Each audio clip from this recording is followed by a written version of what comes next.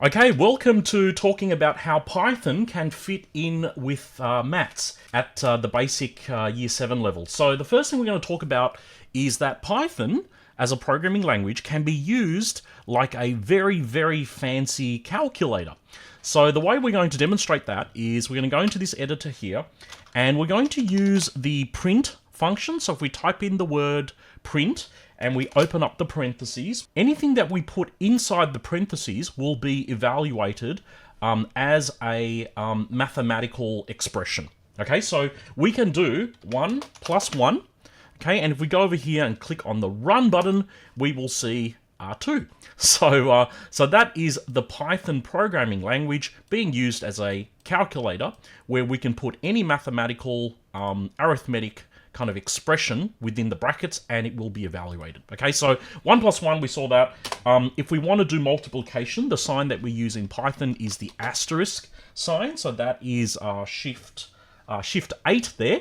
So if I did 1 plus 1 times 3, okay, we should see the answer being 4 because just like in maths, Python is following BODMAS or BIDMAS, the order of operations. Okay, so that's the arithmetic operators. You can use the /, which is the symbol underneath the question mark, to perform division. So if we did this, we would have a 1.75, hopefully. Yep, there we go. Okay, so that's the and then we can do a subtraction. Okay, just to go through and do all of the arithmetic operators. The other thing that it also allows you to do is using parentheses to force the order of operations. So we can always include parentheses in here. So let's say we wanted to do the subtraction first. We would do that.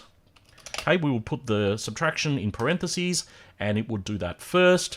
And the other thing to really call out here when we're using Python for these simple arithmetic calculations is that it doesn't. So let's say we wanted to multiply that by 2, right? We always need to explicitly put the asterisk symbol to denote multiplication. Okay, so I know in mathematical notation, you can just write 2 outside of brackets, and it would implicitly perform the multiplication for us. In Python, you need to put the multiplication sign, which is the asterisk. Okay, so that is a very, very simple introduction to how we can use Python as a very fancy calculator, and it's a great way to introduce students to using Python in that way.